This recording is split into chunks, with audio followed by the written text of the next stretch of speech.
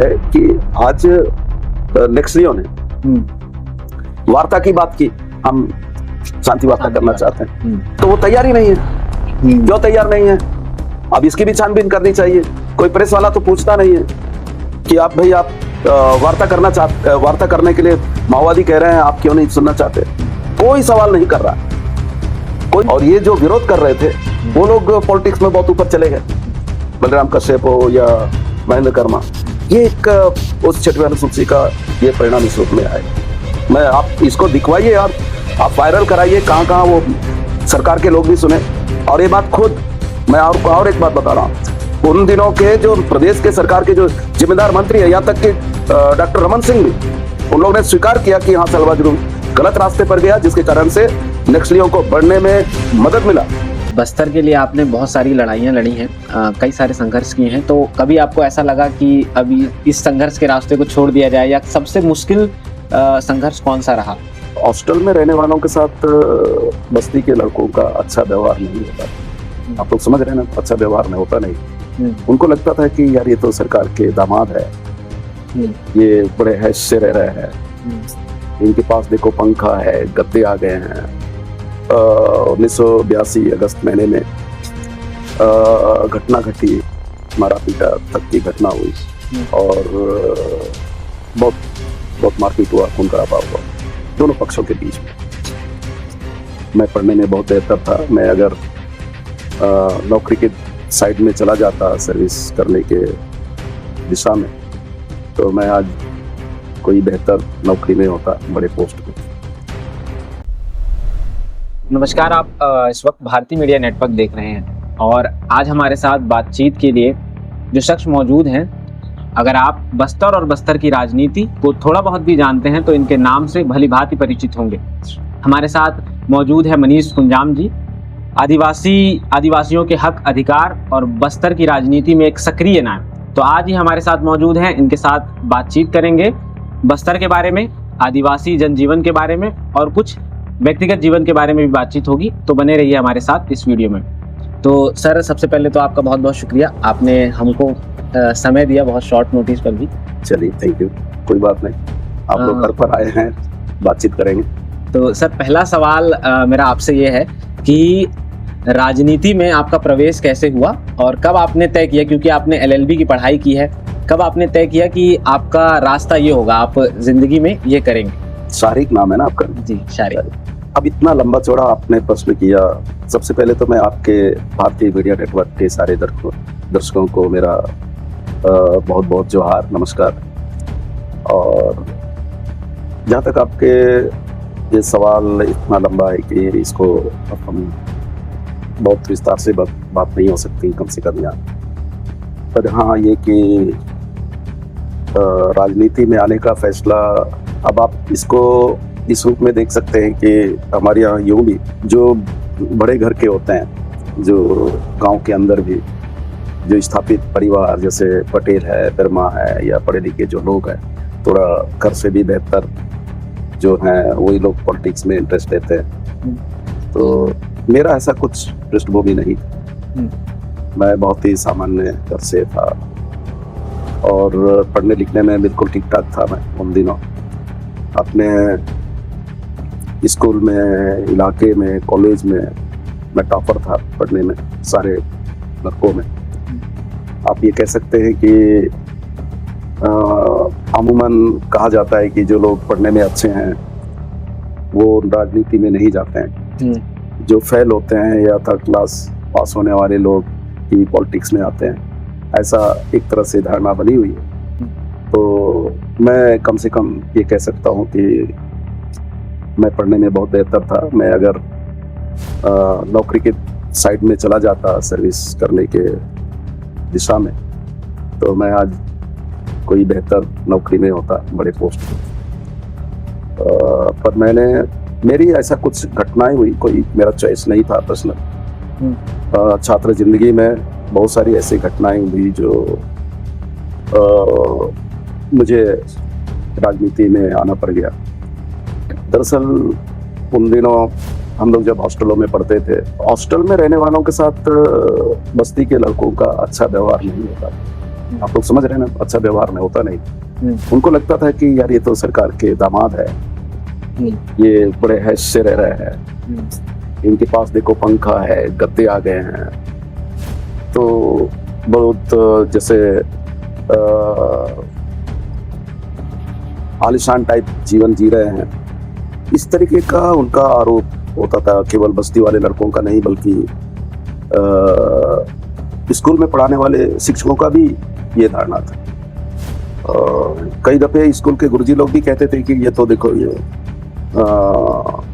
सरकार के दामाद हैं, और अगर कहीं लेट से क्लास पहुंच गए तो बोलते थे कि ये देखो लाट साहब लोग टांग उठा करके पंखे के नीचे बैठे होंगे, सोए होंगे, और अभी आ रहा है। इस तरीके का एक सोच था और बहुत बुरा लगता था। तो इनके ये सब बातों के खिलाफ संघर्ष, ये जो बातें संघर्ष करते करते एक बार ऐसा हुआ 1982 अगस्त महीने में घटना घटी, मारा पीटा तक की घटना हुई और बहुत मारपीट हुआ, खून खराबा हुआ दोनों पक्षों के बीच में, और 144 लग गया। अब तब मैं तो 11th में था, हायर सेकेंडरी में, और हॉस्टल का प्रीफेक्ट था मैं। तो ये सब हुआ। वो दरअसल सालाना के इलेक्शन को लेकर के ये सब चीजें हुई, उस समय इलेक्शन होता था। खैर, तो धीरे धीरे हमको ये सब घटना ने एक तरह से मजबूर किया उस तरफ धकेलने का। तो हम उस समय बस्तर के अंदर एक आदिवासी हरिजन नवयुवक संघ, एक छात्रों के बीच काम करने वाला बड़ा मजबूत संगठन था। तो वहाँ जाकर के हम लोगों ने ये बात बताई धरमपुरा में। तो वो पूरे लोग आए, लड़के लड़कियाँ बड़ी तादाद, और हालांकि उसके बाद कोई बड़ी घटना नहीं हुई, लेकिन 144 धारा लगा 2-3 दिन कंटिन्यू। तो उसके बाद हम धीरे धीरे फिर पॉलिटिक्स की तरफ गए, और फिर संघर्ष का ही जीवन रहा। अब तक संघर्ष कर रहे हैं। कोई ऐसा समय नहीं गुजरा कि हम कोई बहुत सत्ता के नजदीक हैं या हैश के साथ जी रहे हैं, ऐसा कभी हुआ नहीं। इस पूरे दरमियान हम 2 बार MLA रहे, लेकिन कभी उस दरमियान भी हम संघर्ष नहीं छोड़े। बस्तर के तमाम इश्यूज को लेकर के लड़ते रहे, सड़क से लेकर के हाउस तक, यही हमारा। जी सर, बस्तर के लिए आपने बहुत सारी लड़ाइयाँ लड़ी हैं, कई सारे संघर्ष किए हैं, तो कभी आपको ऐसा लगा कि अभी इस संघर्ष के रास्ते को छोड़ दिया जाए, या सबसे मुश्किल संघर्ष कौन सा रहा? देखिए, हर लड़ाई मुश्किल ही होता है। जब आप सत्ता के खिलाफ लड़ते हैं तो कोई लड़ाई ऐसा नहीं है जो आपको बहुत आसान लगे, और हर लड़ाई मुश्किल होता है। जब हम लोग यहाँ बस्तर के अंदर 8-9वीं वो उस मांग को लेकर के लड़ रहे थे, दरअसल विधानसभा में मेरा ही एक संकल्प था, शासकीय संकल्प, उस पर विधानसभा में बहस हुई और सारे पक्ष के लोग सहमत होकर के उसको केंद्र सरकार को भेजे कि बस्तर के अंदर 8-9वीं सेटलमेंट अनुसूची के आधार पर 8-9वीं होनी चाहिए, स्वतः शासन होना चाहिए। तो उसके बाद बस्तर के अंदर बहस शुरू हो गया। लोगों यहाँ जो पढ़े लिखे मतलब जो वकील है, उन लोगों ने गलत बातें फैलाई कि देखो अगर ये हो जाएगा तो बाहरी लोग जितने हैं उनको भागना पड़ेगा, या 2 दर्जे के लोग रहेंगे। बाहरी मतलब जो बाहर से आए हैं। तो ये अब वही लोग वकील थे मूल रूप से, यहाँ के लोकल लोग तो कोई थे नहीं वकील। और 6वीं अनुसूची में एक प्रावधान है कि जैसे लोकल ST से ST के बीच का जो जितने विवाद है, और खास करके 5 वर्ष तक के सजा हो सकने वाले सारे जो मामले हैं, उस समय के जो IPC CRPC में जो दंड विधान में जो प्रावधान थे, वो ये कहता है कि ऐसे जो मामले हैं वो वहीं गांव के अंदर निपटाए जाएंगे। और उतना ही नहीं, वो तो 6वीं अनुसूची में ये भी है कि अगर कोई बड़े क्राइम भी है, 302 से लेकर तमाम क्राइम, वो जूरी तय करेगा उन इलाकों में जाकर के। समझ रहे हैं? तो जूरी जो अमूमन कई देशों में इस तरीके की व्यवस्था है, हमारे यहाँ तो नहीं है, हमारे यहाँ उस टाइप का नहीं है, पर जूरी तय करेगा कि अगर हत्या भी है या और भी जघन्य अपराध है तो भी वो एक जूरी कमिटी होगी जो कानून जानने वाले होंगे, वो ऐसे फैसले करेंगे जाकर के, ये इस तरीके का। तो उनको लगा कि अगर ये हो जाएगा तो सारे वकील तो बेकार हो जाएंगे, कोई काम के नहीं रहेंगे। आप समझ रहे हैं ना। अब ये तो अब सारे कोर्ट में किनके केस आते हैं, एसटी से एसटी के बीच के विवाद के मामले आते हैं, या जो भी अपराध है उन्हीं के कोर्ट में जाते हैं। अगर जितने लोकल आदमियों के केसेस अगर कोर्ट में नहीं जाएगा तो फिर कोर्ट तो खाली है। तो उनको लगा कि ये तो हमारा तो क्या नाम पेट में बहुत बड़ा हमला होने वाला है। तो उन लोगों ने फिर गलत अफवाहें फैलाई, फिर लड़ाइयाँ हुई, और यहाँ भारी वर्सेस लोकल टाइप लड़ाई बहुत ज़बरदस्त हुआ 1994, 95, 96 तक का। तो उस समय भी हम लोगों ने लड़ा। ये मोर्चा एक्चुअली हम ही लड़े थे। कांग्रेस दो फाड़ हो गई, एक कर्मा का एक पक्ष था, उनके साथ सारे जो नॉन ट्राइबल्स टाइप के लोग थे, नॉन ट्राइबल्स में बाहरी जो लोग थे, नॉन ट्राइबल्स नहीं कहना चाहिए, बाहरी लोग, और बाहरी लोगों के हाथ में तो सब कुछ है यहाँ। आज भी वो जब झारखंड का हम इतिहास देखते हैं तो जो झारखंडी आंदोलन है, झारखंड मुक्ति मोर्चा का, अन्य संगठनों का, वो भी यही सब सवाल को लेकर के था। ये जो सामंत है, साहूकार है, ये व्यापारी है, इन लोगों का शोषण के खिलाफ वो लड़ाई हुई। तो यहाँ पर भी वो जो सारे जो इस टाइप के जितने व्यापारी हैं, बाहरी लोग, वो सब महेंद्र कर्मा को सामने रखकर लड़ना शुरू किया। बीजेपी तो एक साइड थी विरोध में ही, कांग्रेस दो फाड़ हो गई। एक महेंद्र कर्मा के साथ जितने जो ताकतवर लोग हैं उधर, और बाकी जो मनकुराम सोढ़ी है, अरविंद नेताम है, ये लोग फिर होना चाहिए पक्ष उन पक्ष में। तो इस तरीके की लड़ाइयाँ हुई लंबा, और उस लड़ाई का एक परिणाम ये हुआ कि मनकुराम सोढ़ी और अरविंद नेताम की पॉलिटिक्स खत्म हो गया। समझ रहे हो ना, खत्म हो गया। और ये जो विरोध कर रहे थे वो लोग पॉलिटिक्स में बहुत ऊपर चले गए, बलराम कश्यप हो या महेंद्र कर्मा। ये एक उस 6वीं अनुसूची का ये परिणाम इस रूप में आए। तो वो लड़ाई भी बहुत मुश्किल लड़ाई थी, बहुत मुश्किल लड़ाई लड़े। और उसी समय फिर पेशा कानून आया बुढ़िया कमेटी की सिफारिशों पर, और पेशा कानून में 6वीं अनुसूची है जिलों में स्वशासन देने के लिए। वो अभी तक ये सरकारें कुछ नहीं करती है उस मामले में, और पेशा कानून पर कुछ काम भी नहीं हो रहा है। तो हम लोगों ने सोचा कि अब पेशा आ गया, गांव को अधिकार मिल गया, जिले में ऑटोनॉमी मिल गई, तो और क्या दिक्कत है। तो आंदोलन दरअसल उसके बाद शांत हो गया। फिर जब दूसरा अध्याय हुआ, आपने पूछा दूसरा, उस समय हम लोगों ने अपने लिए मांगा कि हमें ये बस्तर में चाहिए। अब जब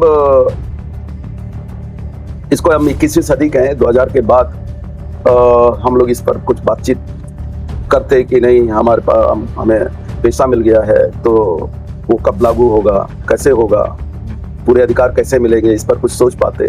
तब तक फिर बस्तर में सलवा जुलूम चालू हो, और सलवा जुलूम के साथ फिर बड़ी बड़ी कंपनियां आ गई, टाटा आया, एसआर आया। तो इन सलवा जुलूम के साथ साथ टाटा, एसआर जैसे बड़ी कंपनियां जो फैक्ट्री लगाना चाहती थी लोनीगुड़ा में, और एसआर यहाँ तुर्ली मासी में 6 गाँव को जुगाड़ करके के खिलाफ भी जबरदस्त लड़ाई। एक साथ सलवा जुलूम के खिलाफ भी, एसआर के खिलाफ, टाटा के खिलाफ जबरदस्त आंदोलन हुआ, और वो ऐतिहासिक लड़ाई। और वो ये इस मायने में बहुत मुश्किल लड़ाई थी कि ये सब मामले में केंद्र और राज्य सरकार दोनों साथ थी, है ना। केंद्र और राज्य सरकार दोनों साथ थी। केंद्र में यूपीए मतलब कांग्रेस की सरकार थी, यूपीए 1 थी, और राज्य में बीजेपी की सरकार थी, डॉक्टर रमन की। तो अब दोनों बड़ी पार्टियां, दोनों सरकारें सलवा जुलूम चला रही थी, और दोनों सरकारें टाटा और एसआर के फेवर में। तो ऐसे समय में ये लड़ाइयाँ लड़ना और जीत जाना, ये अपने आप में बहुत बड़ी चीज है। और उन दिनों अच्छे जज थे, आजकल जजों पर बहुत सारे प्रश्न सवाल खड़े हो रहे हैं। तो सुप्रीम कोर्ट में हम लोग सलवा जुलूम पर जब केस किए, तो उस समय के जो जज हैं, बहुत ऑनेस्ट जज, जो देश के संविधान का आदर करने वाले, उसके बेहतर व्याख्या करने वाले, तो वो जज थे और उन लोगों ने सलवा जुलूम को बंद करने का फैसला दिया। ये और जब ऐसे परिस्थिति में दिया जब यहाँ के मुख्यमंत्री पूरे सभाओं में जा करके कहते थे कि नहीं, ये असहयोग आंदोलन हमारे देश में हुआ था 1920 मालूम, असहयोग आंदोलन से भी बड़ा आंदोलन है ये कह करके सलवा जुलूम को महिमा मंडन करने की कोशिश हुआ। पर जो फैक्ट थे वो फैक्ट के आधार पर जजों ने इसको बंद करने का फैसला किया। सर, सलवा जुलूम का जिक्र हो रहा है तो हाल ही में गृह मंत्री अमित शाह का एक बयान आता है। वे कहते हैं कि सलवा जुलूम के खिलाफ जो जजमेंट दिया गया वो उसके ऊपर बातचीत करते हैं और वो कहते हैं कि अगर वो नहीं हुआ होता तो नक्सलवाद पहले ही खत्म हो गया होता। तो इसको कैसे देखते हैं, उनके बयान को कैसे देखते हैं? उनके बयान 2-3 पार्ट पर बात होनी चाहिए। एक तो ये कि कोई सुप्रीम कोर्ट के वो जो सबसे सर्वोच्च अदालत के एक पीठ में बैठा हुआ एक जज तमाम फैक्ट के आधार पर जुर्म को बंद करने का फैसला लेता है। और उसमें मुख्य बात यह है, मैं आपको बताना चाहता हूं कि जैसे ही जो लोग एसपीओ मतलब जो संगम है, रेंज कमेटी, नक्सलाइटों का जो अलग अलग संगठन है, उनके लोग जब सिलेंडर होके आ रहे थे या सलवा जुलूम के साथ मिल रहे थे तो उनको एसपीओ बनाया गया। वो जो अब कोई पढ़े लिखे थे नहीं, बिल्कुल, और अनपढ़, ज्यादातर अनपढ़, 95% अनपढ़, और ये लोग नक्सलाइटों के साथ मिलकर काम कर रहे थे। जुर्म चालू हुआ तो ये लोग इनके साथ आके जुड़ गए नक्सलाइटों के छोड़ करके। तो उनको जैसे ही आए उनको ऑटोमेटिक गन्स दे दिया गया, समझ रहे? SLR है, इंसास है, AK-47 है, ऐसे अत्याधुनिक हथियार उनको देख करके अब फिर जाओ लड़ो। अब वो लोग जाना है, पूरे गांव को जला डालना है, जो मिला उन्हीं को मारना है, खत्म करना है, और पूरे गांव को घेर करके अगर गांव वाले नहीं मिले तो ऐसे गन से सुअरों को मार, सुअर मतलब पालतू सुअरों, उनको मार रहे हैं, बकरियों को मार के लेके आ रहे हैं। इस तरीके का जो करतूत हो रहा था, तो ये सब चीजें थी। तो जब कोर्ट में गया ये मामला कि भाई आप किसको हथियार दे रहे हो, तो क्या वो सरकारी क्या नाम नौकर है, वो क्या प्रशिक्षित है बंदूक चलाने के लिए? एक तो आप गवर्नमेंट सर्वेंट नहीं है, ठीक है, और दूसरा वो प्रशिक्षित भी नहीं है, तो आप किस आधार पर उनको आप हथियार दें इतना? तो इस आधार पर सरकार के कोर्ट ने इसको हथियार वापस लेने का फैसला दिया और फिर साथ में सलवा जुलूम को बंद करने का आदेश दिया। बात उसी समय दिया तो कोर्ट ने, तो उसका परिणाम यह हुआ कि हमारे जितने लड़के उस समय एसपीओ बने, बाद में राज्य सरकार ने स्पेशल 5वीं बोर्ड की परीक्षा उनके लिए आयोजित की, उन सबको उसमें सम्मिलित कराया, जैसे तैसे सभी को पास करा दिया, और फिर सहायक आरक्षक भर्ती में जो भी प्रक्रिया होती है उसको पूरा करके उनको फिर बाद में आर दे दिया गया। ये सब प्रक्रिया में करीब 6 महीने करीब लग गए। तो ये है, तो भला हो गया उन लड़कों का अगर वो कोर्ट ने ये फैसला नहीं किया होगा। वो जो अभी जो सुदर्शन रेड्डी साहब का ये कोर्ट पीट था, ये अगर फैसला उन लोगों ने नहीं किया होता तो मैं आपके चैनल के माध्यम से उन सभी लोगों को अपनी बात कह देना चाहता हूं कि अगर ये फैसला नहीं आया होता, उन दिनों के हजारों लड़के जो एसपीओ बने हुए थे वो कभी आरक्षक बनते नहीं और उसी में वो लोगों का जिंदगी खत्म हो जाती। आप तो समझ रहे ना? तो ये सुदर्शन रेड्डी साहब के पीठ का फैसले का परिणाम है। तो आज जो बातें अमित शाह कह रहे हैं कि वो एक क्या नाम आजकल एक बड़ा वो चल पड़ा है, अर्बन नक्सली। हाँ, ये तो अर्बन नक्सली है, नक्सलियों का समर्थक है या नक्सली है। ये इतना बेहुदा बात है कि ये इसको किसी भी तरीके से उचित नहीं कह सकते, बिल्कुल उचित नहीं कह सकते। और वो भी देश के गृह मंत्री को इस तरीके की बातें नहीं कहनी चाहिए। इसी के वजह से देश के करीब 56 न्यायाधीश जो सुप्रीम कोर्ट के, हाई कोर्ट के और जो विधि के जानकार हैं, उन लोगों ने चिट्ठी लिखा कि ये जो देश के गृह मंत्री का इस तरीके का गैर जिम्मेदाराना बयान ये न्यायिक प्रणाली को ध्वस्त कर सकता है, नष्ट कर सकता है और खराब छवि प्रस्तुत कर सकता है, ये उन्होंने कहा। तो बात यह है कि इस तरीके की बातों का कोई केवल राजनीतिक मकसद से बयान देना, किसी न्यायाधीश जो उस आसंदी पर बैठा हुआ व्यक्ति अगर ऐसा फैसला करता है उस पर सवाल खड़ा कर, ये बिल्कुल इसको आप अच्छा नहीं कह सकते आप। तो अब दूसरा आपका जो प्रश्न है इसी में कि क्या सलवा-जुडूम बंद नहीं होने से नक्सलवाद खत्म हो जाता उस समय, तो मैं कह रहा हूं 11 साल तो हो गए ना अमित शाह को गृह मंत्री होकर के, क्या अभी तक नक्सली खत्म किए? इतने तमाम तरह, इतने फोर्स यहां आया, इतना फोर्स आया, पग पग में कैंप बने हुए हैं, ठीक है, बहुत सारे लीडर्स मारे गए, वो सबके बावजूद क्या आज नक्सली खत्म हो गए? नहीं हुए। और उनका वो जो टाइम है मार्च 2026 तक खत्म हो जाएंगे। और कोई भी पुलिस अधिकारी को पूछिए जो यहाँ फील्ड पे, वो खुद कहेगा कि नहीं ये संभव ही नहीं है। तो ये सब बातें बकवास कर रहे हैं लोग। आज अमित शाह से कौन पूछेगा कि 31 मार्च 2026 तक नक्सली खत्म हो जाएंगे, किस ब्याह पर खत्म हो जाएंगे?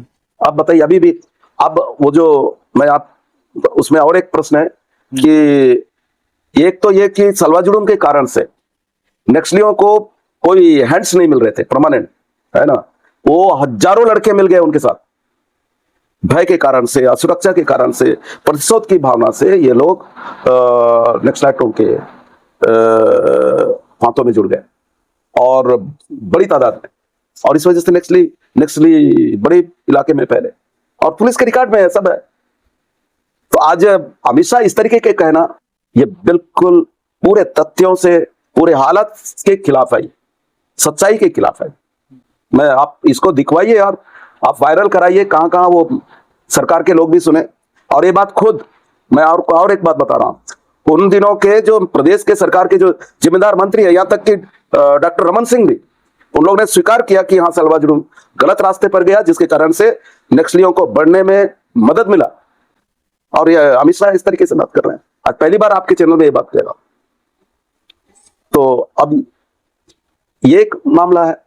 और दूसरा ये है कि आज नक्सलियों ने वार्ता की बात की, हम शांति वार्ता करना चाहते हैं, तो वो तैयार ही नहीं है। क्यों तैयार नहीं है? अब इसकी भी छानबीन करनी चाहिए। कोई प्रेस वाला तो पूछता नहीं है कि आप भाई आप वार्ता करने के लिए माओवादी कह रहे हैं, आप क्यों नहीं सुनना चाहते? कोई सवाल नहीं कर रहा, कोई सवाल नहीं कर रहा। और उसके बाद अगर अप्रैल महीने के अंदर शांति की बात हो जाती है तो इतने सारे जो पुलिस के अधिकारी लोग भी मारे गए। हमारे हमको एडिशनल एसपी मारा गया, ये कोंटा में बहुत सारे लोग मारे गए नक्सलाइटों के हाथों में। तो कम से कम ये तो नहीं मरते ना। अब उसके लिए तो जवाबदार तो यही है। अब ये उनका अलग मकसद है, और उनका मकसद ये है कि पूरा कैंप बैठे और आदिवासियों पर भय पैदा किया जाए, उनको कुचला जाए, उनकी आवाज को कुचला जाए और कुचल करके पूरे यहाँ का संसाधनों को लूटा जाए, दोहन किया जाए। यही इनका उद्देश्य है और उसके अलावा और कुछ नहीं। सीपीआई से आप काफी समय से जुड़े रहे, फिर उसके बाद आपने बस्तरिया राज मोर्चा की स्थापना की, बनाया, तो इसकी जरूरत कब और कैसे महसूस हुई? देखिए, ये बहुत पहले से मैं ऐसे संगठन बस्तर में हो उसकी हम सोच रहे थे, कल्पना कर रहे थे, विचार कर रहे थे, और कुछ घटना बीच में हो गई 2 साल पहले कि हमने ये फैसला लिया। और पिछले अभी 11 सितंबर आएगा तो साल भर का होगा, और इसमें सभी समाज के लोग हैं, लोकल जितने समाज हैं, एसटी समाज के लोग भी थे और ओबीसी समाज और एससी समाज जो महार है, उनके सारे संभाग के पदाधिकारी थे।